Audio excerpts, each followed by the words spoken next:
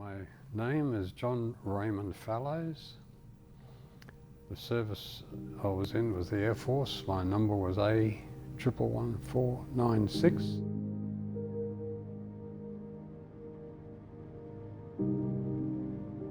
I first enlisted in the military in 1964.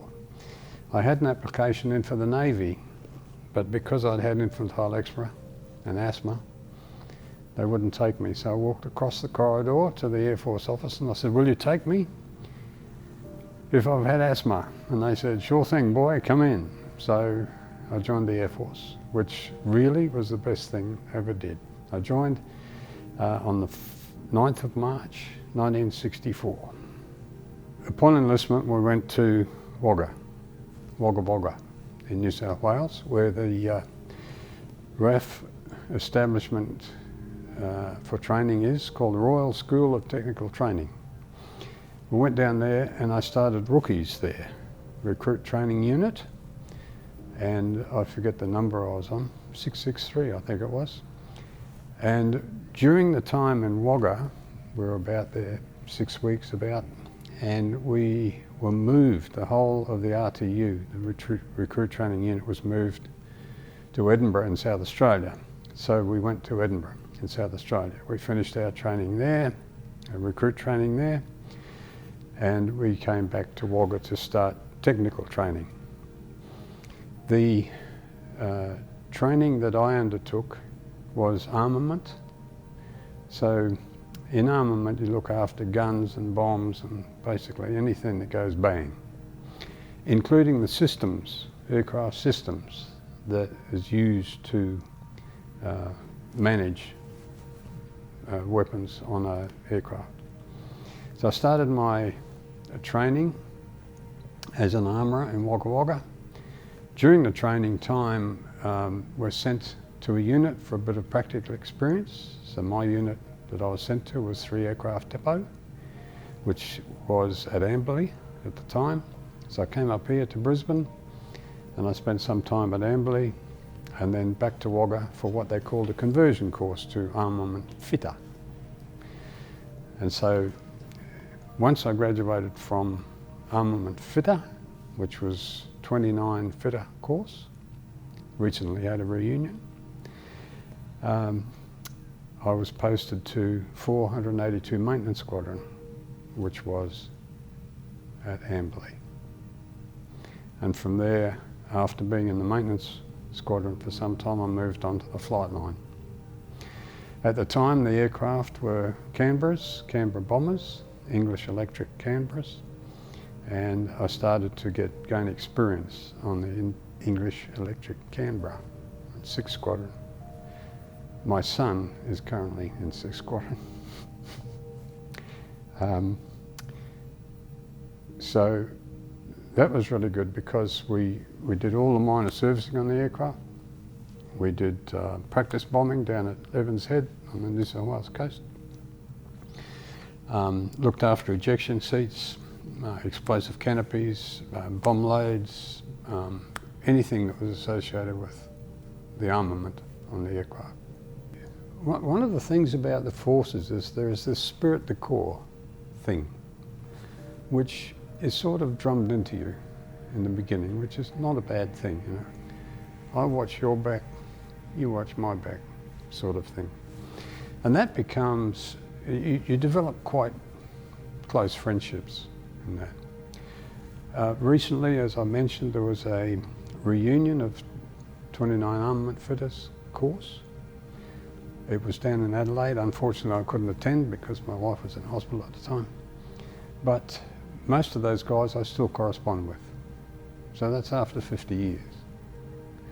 So the earlier days, the recruit course and the mechanics course, I've lost contact. But the fitters course, because some of them came to Vietnam as well. So you get to know people pretty well and form fairly good friendships. Firstly, 2 Squadron was domiciled in Malaya, and they were there playing an active part in the Malayan emergency when the Australian government committed them across to Vietnam in early 1968. So they went across to Vietnam in '68. I was in 6th Squadron at the time, which was at Amberley. And they asked for volunteers. Because I was permanent Air Force, they asked for volunteers. So I put my hand up to go first. But for some reason, I didn't go in the first lot. The second lot, my ticket came up. So I went. So I was actually just probably a month old, over 21, when I got my posting to Phan Rang in Vietnam. And the one thing I remember specifically about it was we had to have a passport, you see, and the passport was stamped not valid for North Vietnam. So I left Australia about the 18th, 17th of April 1968, and actually got to Phan Rang on the 18th of April, 18th to 19th, 1968. And it was a good thing. As I said, I volunteered. I wanted to go, and I was excited, I suppose. Well, when you're in the forces, you train for war. Unfortunately, that's the way mankind is. And I joined the forces, and you know, one of the good things about Air Force is in the Army, the lower ranks go out to fight. In the Navy, both the lower ranks and the officers go out to fight. In the Air Force, it's just the officers. Right. So I wasn't concerned at all. My mother was, strangely enough, but I wasn't concerned at all. I was looking forward to it as an experience. I left Brisbane here, flew to Sydney, met up with a group of people who were also going, flew on a charter 707, a Qantas 707 charter to Darwin.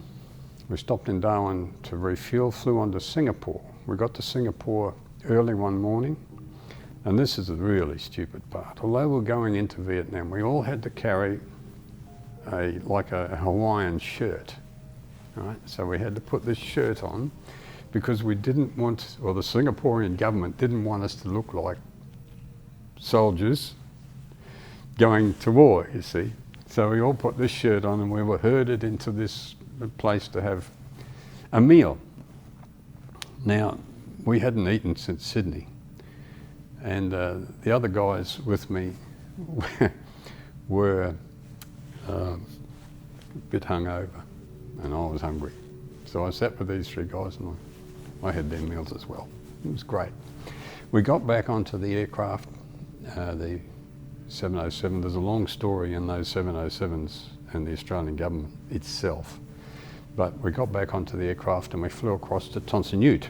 Ton Son Nhut is the name of Saigon, Ho Chi Minh City's main airport. Ton Son Nhut in those days was the busiest airport on earth. As we were coming in on finals, which is just before you touch down, all of a sudden the pilot pushed and pulled her up and turned like this.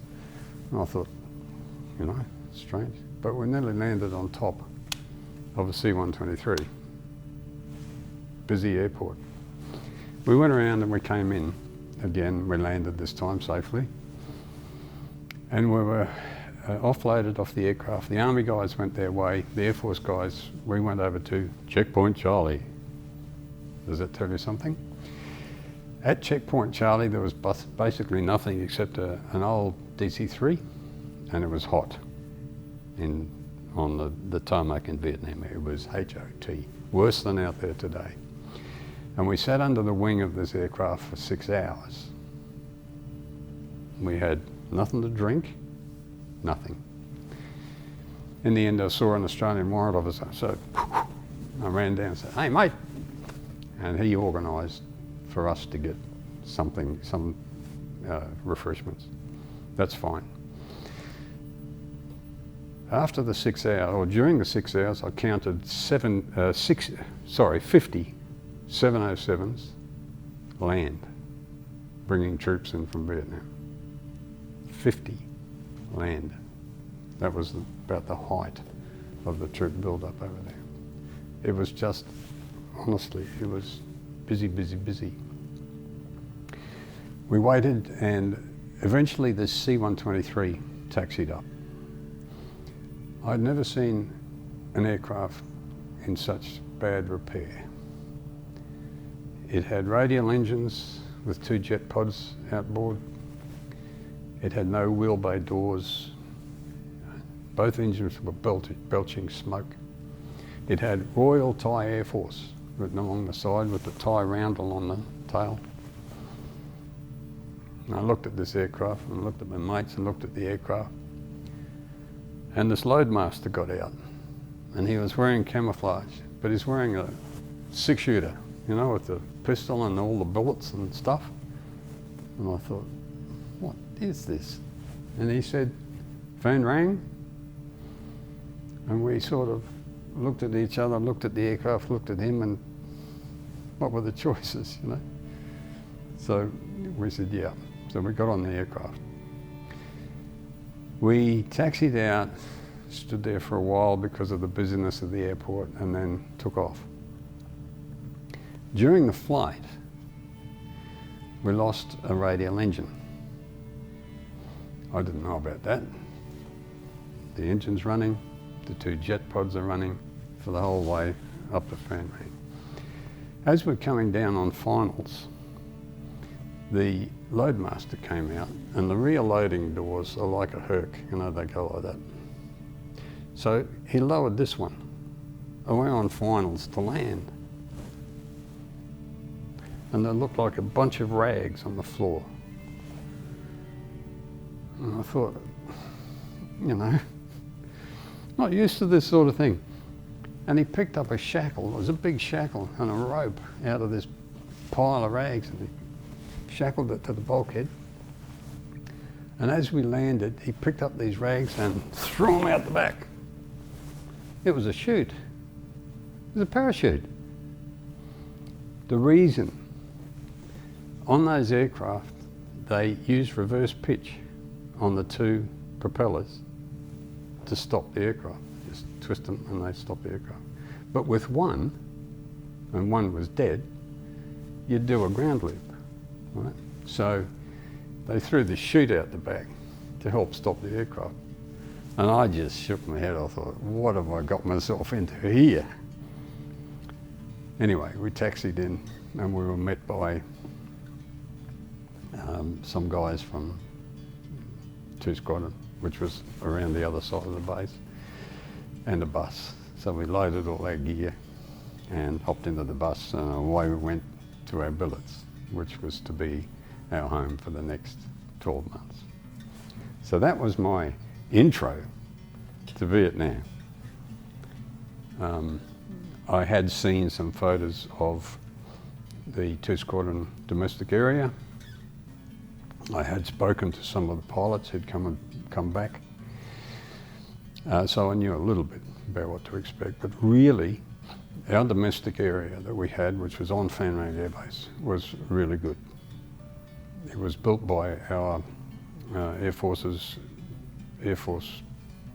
Airfield Defence Unit, and they did a really good job. They did a really good job. No complaints whatsoever about our domestic area. It was really good. I spent, our tour in Vietnam was a 12-month period. But me, I spent 6 months on the flight line and 6 months in the base, in the unit armory. Normally they're called base armories, but in the unit armory.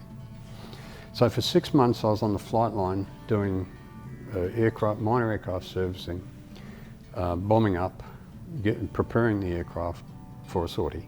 A sortie is where they take off, drop bombs, come back and land. We were flying in those days 8 sorties a day.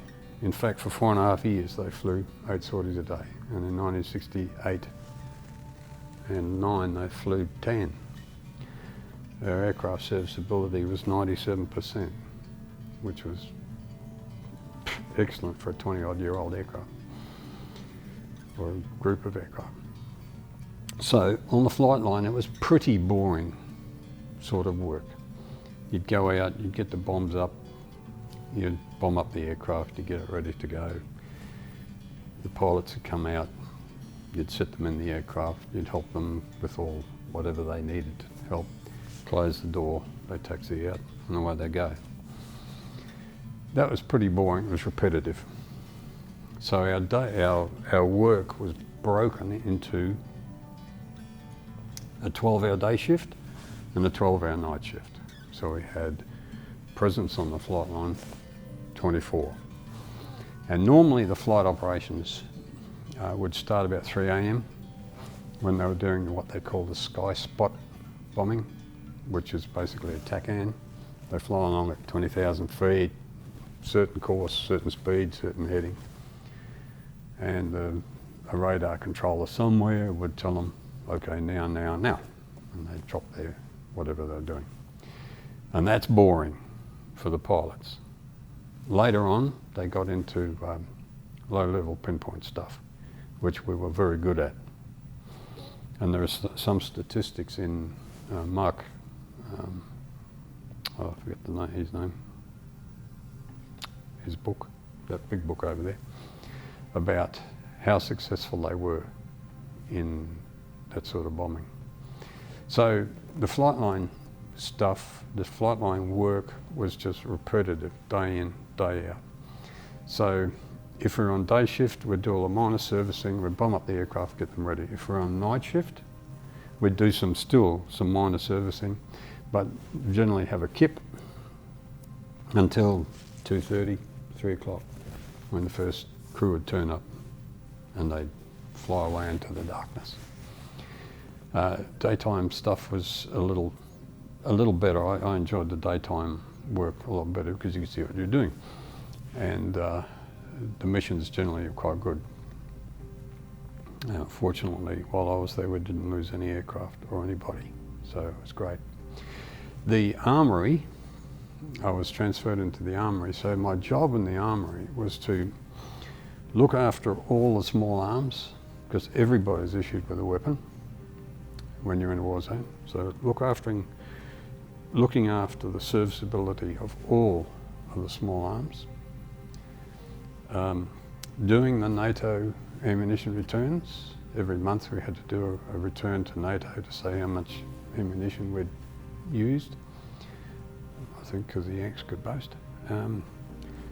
Looking after explosives, doing demolitions, and doing a little bit of forensic work for the Military Assistance Command, Vietnam, MACV, which was really fun. I enjoyed that. So the weapons we had were 9mm Browning pistol, which the pilots carried under their arm, depending if you're left or right.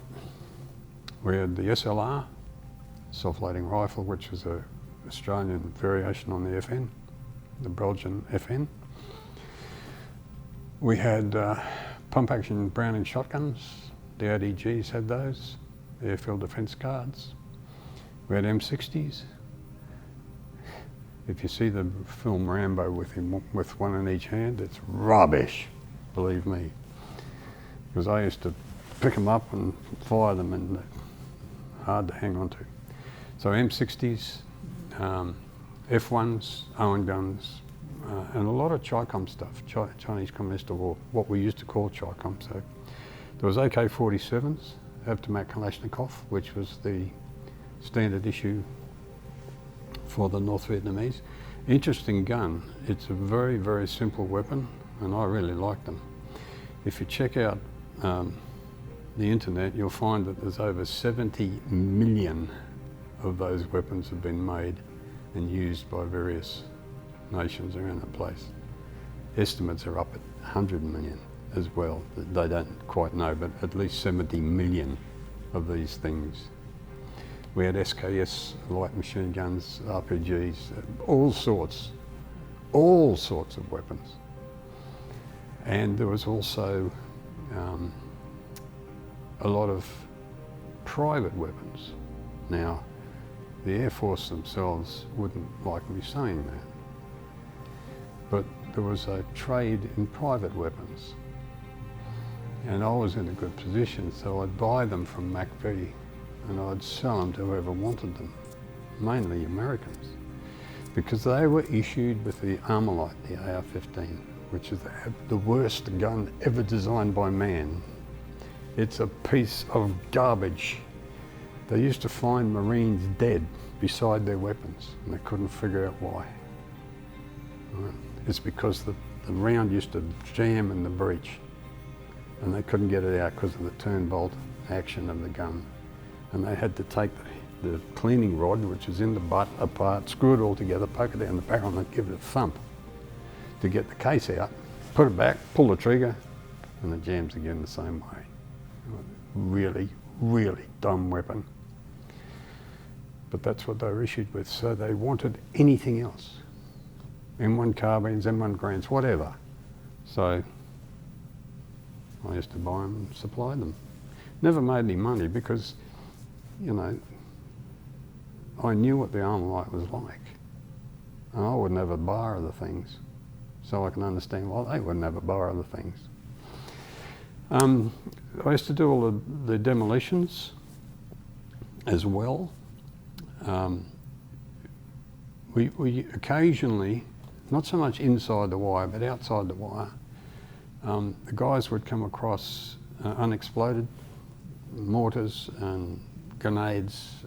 I even found one left over from World War II, an old pineapple grenade, for heaven's sake. And there was also ammunition around the place. It was unbelievable, the amount of ammunition. And I had a little box at the bottom of the steps to the armory. And I said to the guys, look, big sign, put the ammo in here if you find it. So I'd eventually get a box full of it. I'd take it outside and I'd go boom, blow it up. Right, so I used to run demolitions courses for the 821st Airborne Cavalry, which is an American unit. There were some funny experiences with that. Used to do forensic work for MacV. Occasionally, one of the in Fanrang City itself, there was an orphanage that we were building a nursery in. It was a Catholic orphanage. Our padre was a Catholic priest, Paddy Mack. He died a couple of years ago. Really nice guy. And we determined through foreign aid to build this nursery at this orphanage. And quite often the orphanage gets shot up by whoever. And they asked me to go and see if I could identify the weapons used. And from that, they could identify pretty much who it was that pulled the trigger. And it was only scare value. You know, they used to do that while we were there building the place. You know, there'd be a couple of shots, or there'd be somebody ride past with a couple of AK-47s across his shoulder. And it was a war of attrition, you know, wear us down. So I used to do forensic work for whoever wanted it as well. So flight line for 6 months, armory for 6 months. Generally the trades stick together. Right, so I was with the armourers, so we had the various ranks. There were some guys in the armament ranks who I was, you know, we all got quite close to. Eric Wright, you know, Barry Crosh. Barry became a senior policeman in Brisbane here. There were quite a few guys we used to, you know, Grant McCormack, Bob Bragg, quite a few of them. We used to, you know, drink together, but that's pretty much all. While I was on the flight line, one of the things that we could do with approval from the commanding officer, who was Dave Evans at the time, who became Air Commodore, I think, was we could go flying with the 310th Air Commandos, which is basically a transport squadron of the Americans. which were domiciled on the other side of the base. So it was with his approval, and the approval was such that we couldn't be offloaded. In other words, we're part of the crew, not the packs. Packs could be offloaded. So, and we had to return to Phone Rang that night because we had one day off a week. My day was Wednesday, so we used to fly around Vietnam.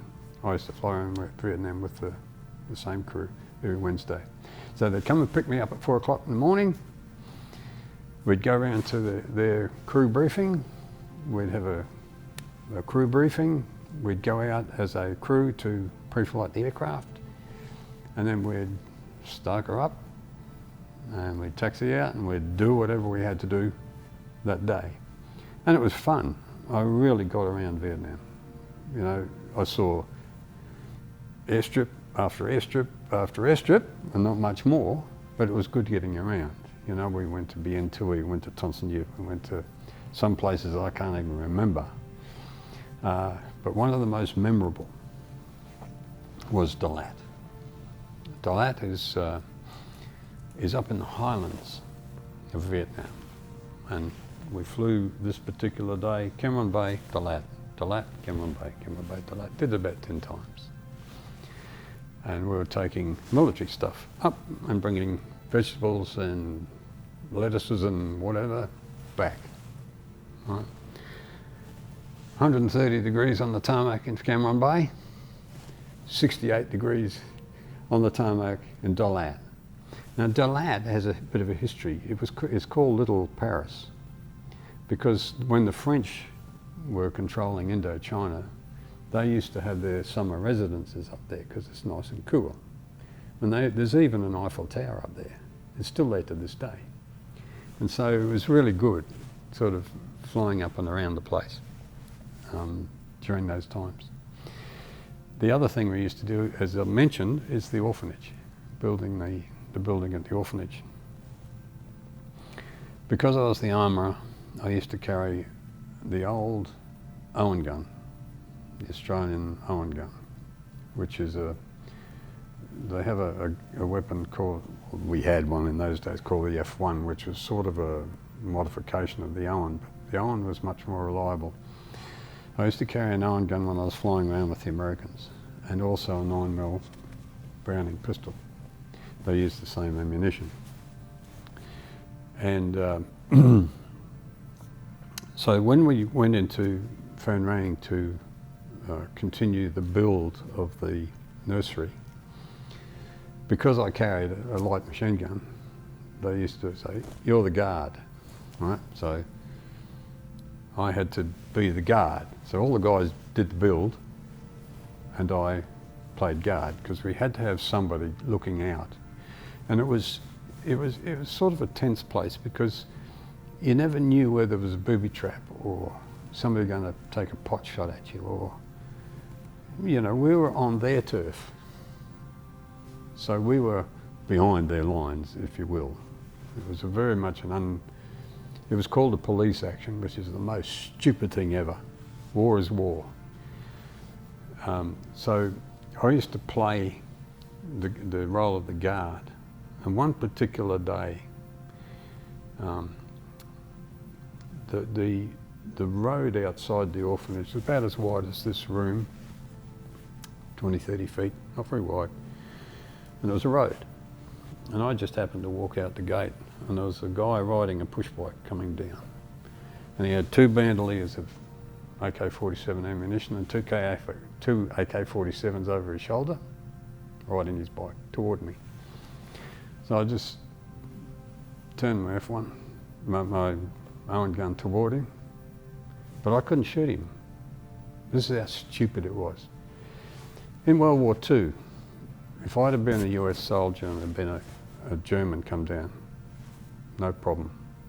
I could have got rid of the threat. But because it was called a police action, he would have to got off his bike, loaded his gun, pointed at me and pulled the trigger before I could fire back. Now how stupid is that? Anyway, he rode down the road and I just followed him. Have you ever been given a dirty look by anybody? Well, he gave me the dirtiest look I've ever been given in my life. And I thought, we got trouble. So I went in and told the guys, everybody's down off, everybody's armed. And we waited about half an hour. Nothing. Thank heavens. And so we resumed the build. So that was an experience that sort of, it puts you on edge, you know. So your hearing becomes acute, your vision becomes acute, you know, hairs on the back of the neck stand up, all right? Those sorts of things are hard to deal with. I really feel for the army guys who went out into the jungle, you know. Those poor bastards, I tell you. You know, I have no love for warfare, you know. So that was the sort of things, or the sort of experiences that I had, which were extracurricular, if you like. Yeah. One of the books that I've got over there is called Wallaby Airlines.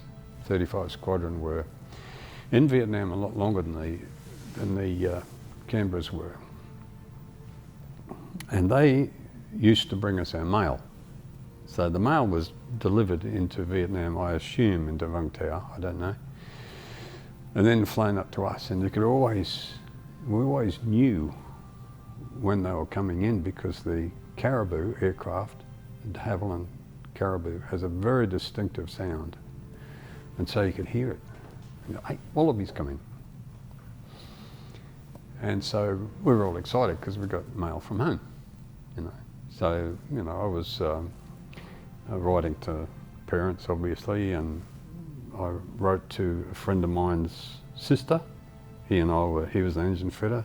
We were at Penang together, so I wrote to his sister just as a pen pal. Eventually married her. And Wallaby would come in and we would have our mail. But then the mail started to stop. Because the stupid unions in Australia did some, what I believe to be traitorous things to us. You know, it wasn't our choice to go. The government sent us. And yet unions started to flex muscles by not sending mail, refusing to send mail to us. And that's where the term punch a postie on RTA came from. And it even went through federal parliament. Because what we did in country, we said, when we get back to Australia, the first postie we find, we're gonna go thump right in his head. All right? And that's why it went to Parliament, because they had all these guys, angry guys coming back from Vietnam looking for posties to punch out their lights.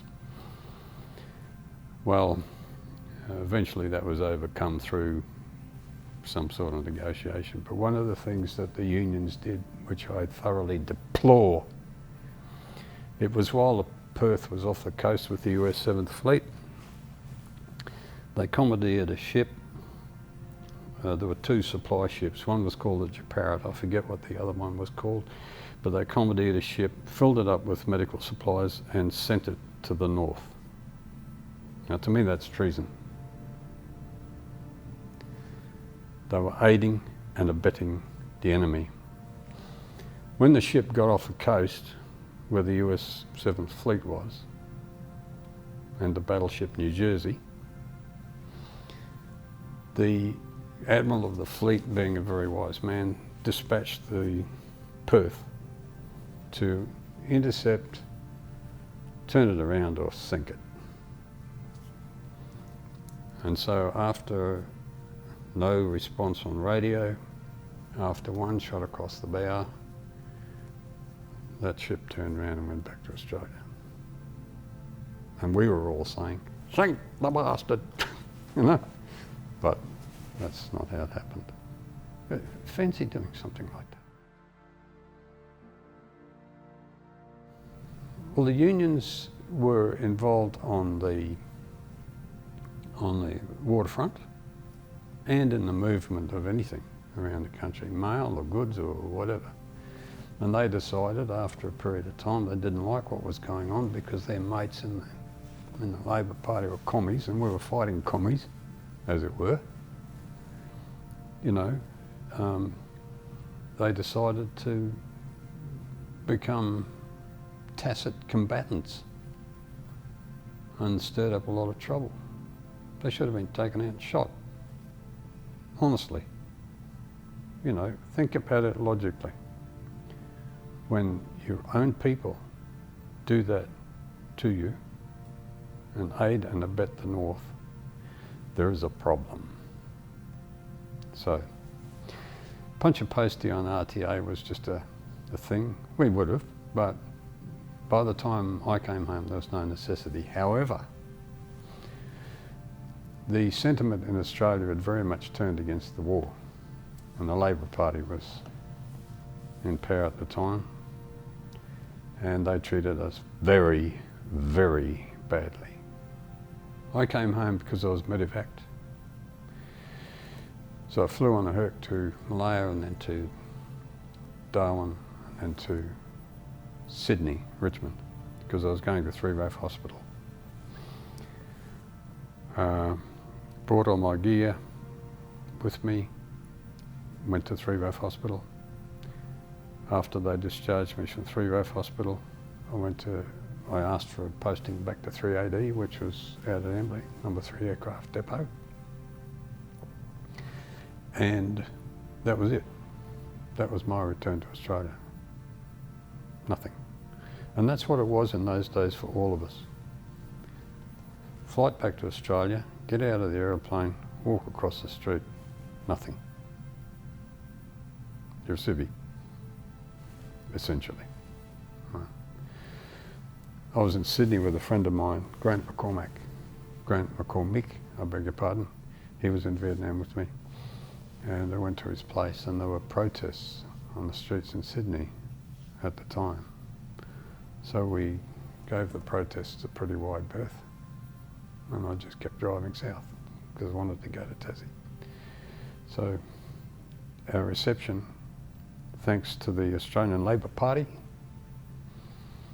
and the stupid university students, was very, very bad. So I don't have a very kind place in my heart for the union movement, for the Labor Party, or university students who are too easily led by the nose. So that's a subject of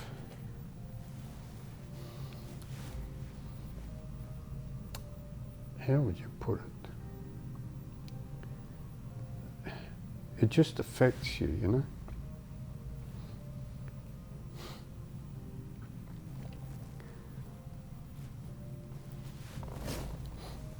You do what? You're a permanent serviceman, you do what the government wants you to do. And the Australian people stab you in the back.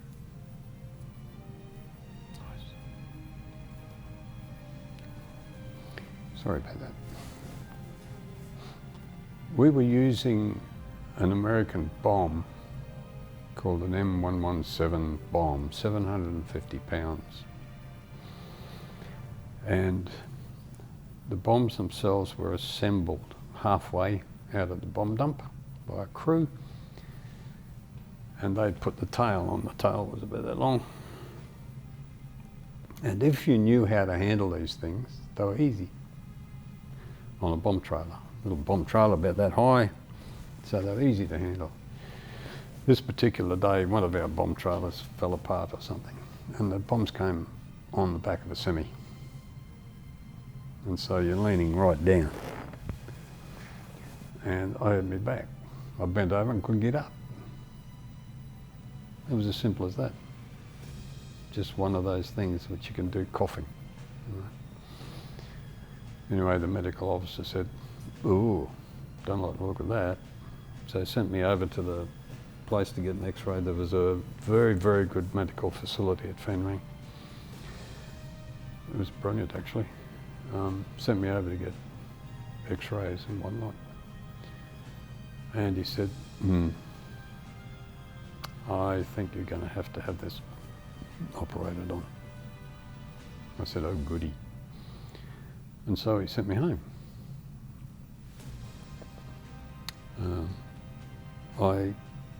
When I got to RAAF Hospital, which is at Richmond, they wanted to operate on my back.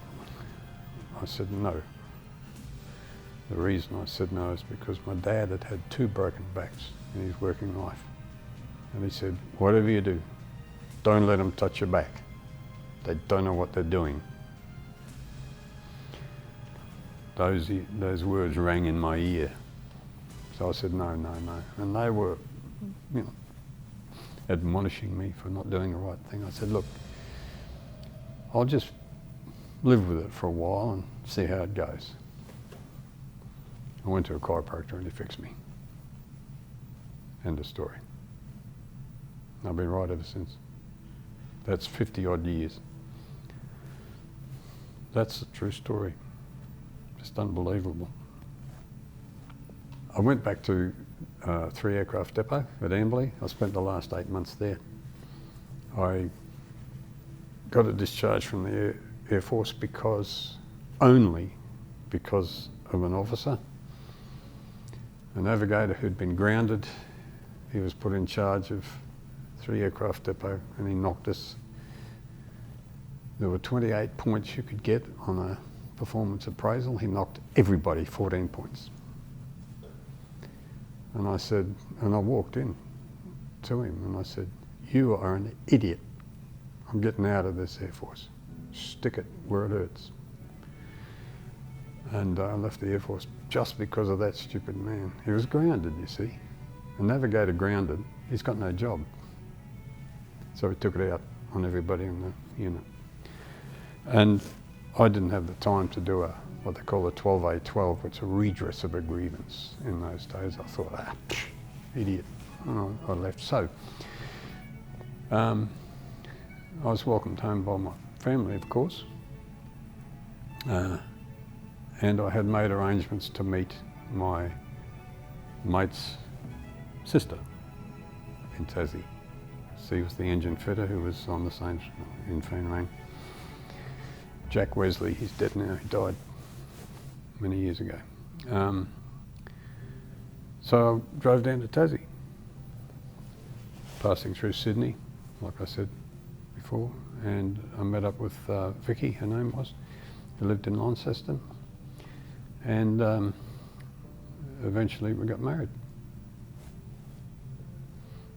Don't ever write pen pals. You end up marrying. But it was good because her father worked at Savage River Mines, and he got me a job down there driving trucks. I was a tradesman, but it's cold down there. I'd been in the tropics 3 years, and I went down there and there's blooming snowflakes this big. And so I got a job driving the big mining trucks, which was fun. I enjoyed that. And then I went on and I did some further study when I moved to Western Australia in the mines over there. And eventually I was very, very fortunate to work with the very best in my profession. I went into maintenance consulting, maintenance management consulting, and I worked with the very best. I've travelled all over the place as a result. America, New Guinea, Pakistan, all sorts of places. So, thanks to BHP, I did quite well. Vicky and I got married in Tassie. We lived there for a while. I worked at Bell Bay aluminium smelter for a while. That was interesting. We moved back to Queensland. I worked here for a while with a company called JC Ludowici and Company, which is now one of the FL Schmidt companies. Moved to Western Australia, Newman, to work in the mines at Newman. I was there for many years. And it was good. I enjoyed that life. It was really good.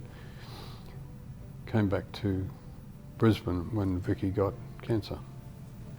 she got bowel cancer. We had to get away from there, from Newman, because there was no medical supervision.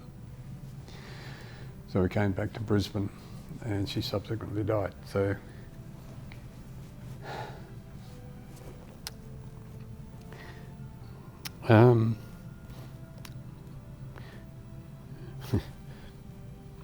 she died on my father's birthday.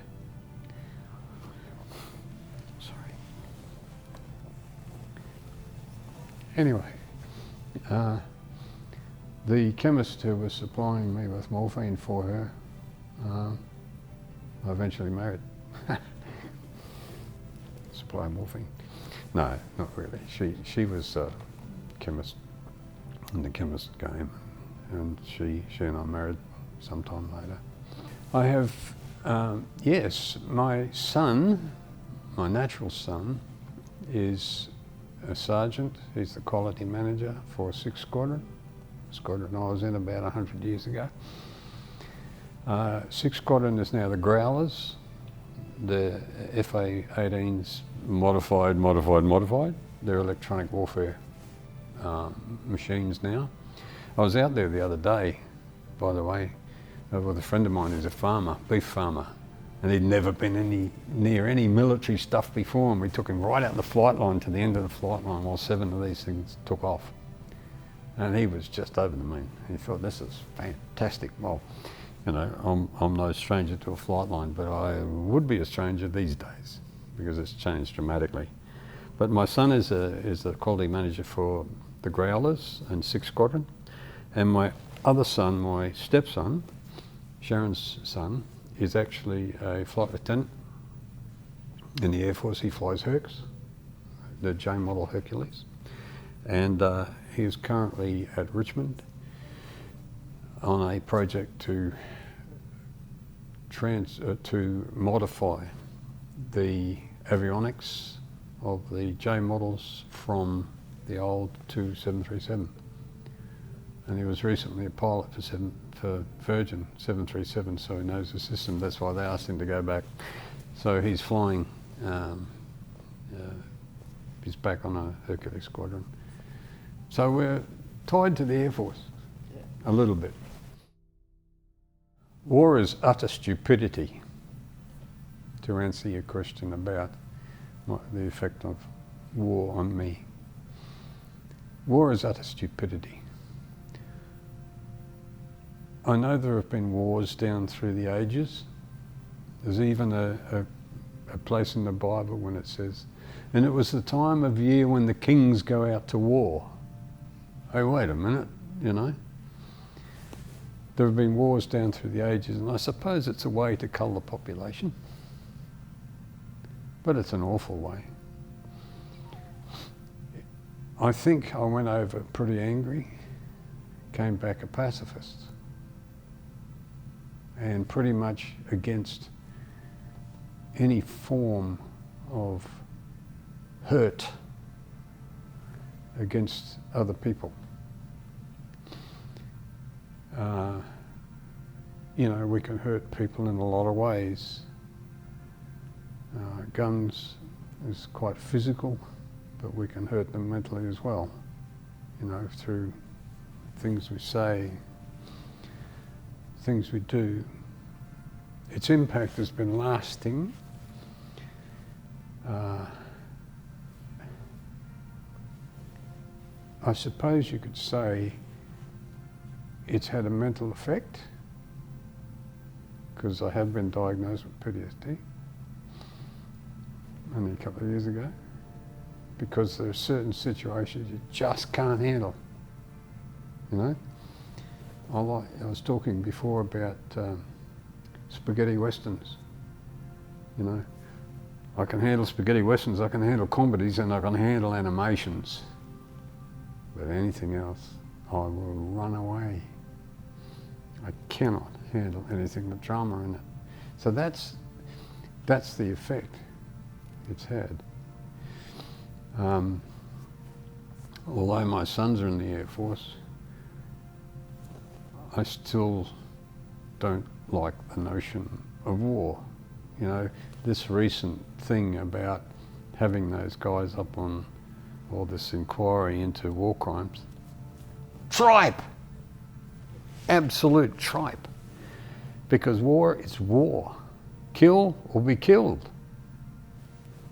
And there's some shiny ass, some person who shines their backside all day, bring charges against people who've never been in the face, never had to look down the face of a gun in their lives.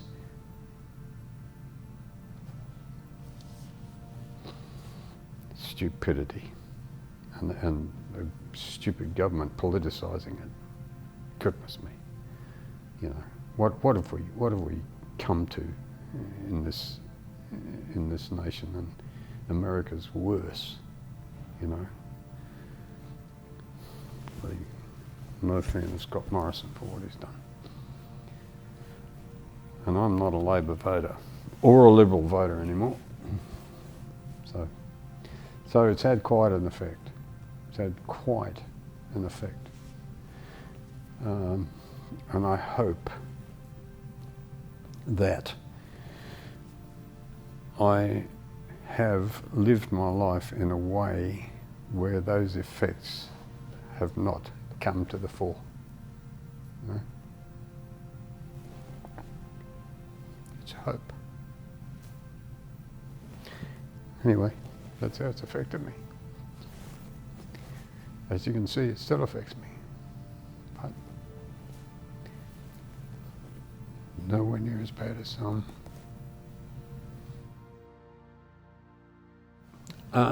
Anzac Day. How do I commemorate on Anzac Day? For years I didn't.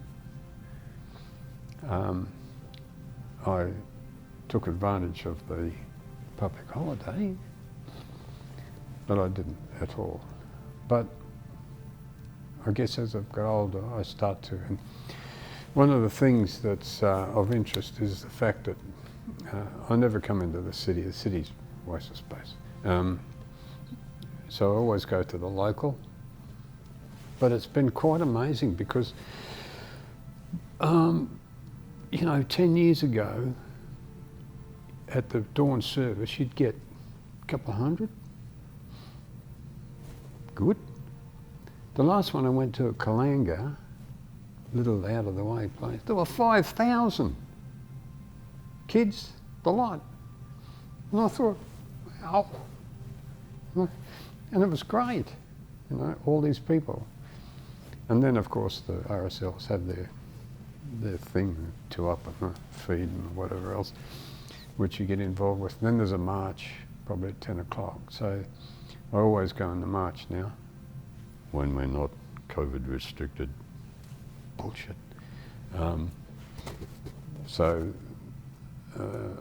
I meet up with a few guys. One of the guys I meet up with lives not far from me. He was in the army. He's quite affected as well, but we meet up and walk down the road together. He actually did well when he came back. Despite his mental problems, he made himself a millionaire. So he's fine.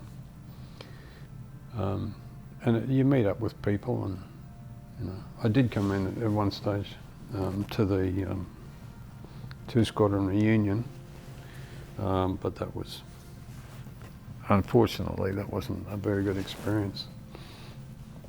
That was an association I was in at one stage, but it wasn't a good experience. They I don't know what's wrong, so I joined the RAAF association instead, which is much better, I guess. So I do meet up, as I said, I do meet up with people. Some people, they're not what I would call friends, they're acquaintances, but because they've got the same string of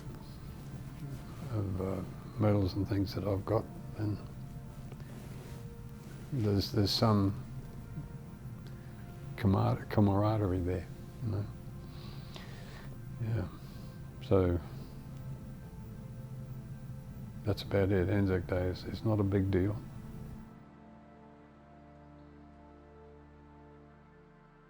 What would I say to people listening to my story?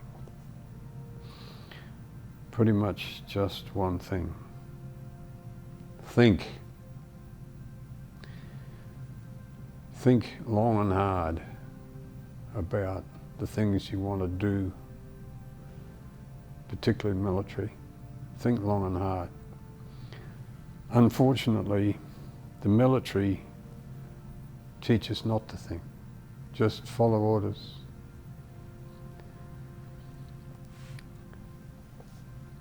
And since, in the intervening 50 years, I've found that a lot of people don't think anymore. They just let the government think for them, or let somebody else think for them, or be amused by movies or whatever else. Teach yourself to think is what I would say to them. Think about everything that you're going to do, want to do. How am I going to get there? Why do I want to get there? What's the goal at the end? Is it going to improve me or not? Our society has debased itself considerably in my lifetime. Debased itself. People are too tied up with mobile phones and stupid stuff. Social media, stupid stuff. Honestly, is rubbish. Anybody can put anything on there and people believe it to be the truth. Think for yourself. The analytical brain is lost these days. Think for yourself and make decisions according to sound thinking. Prove all things. Hold fast that which is good, to use a biblical quote. That's what I would say to people. Think.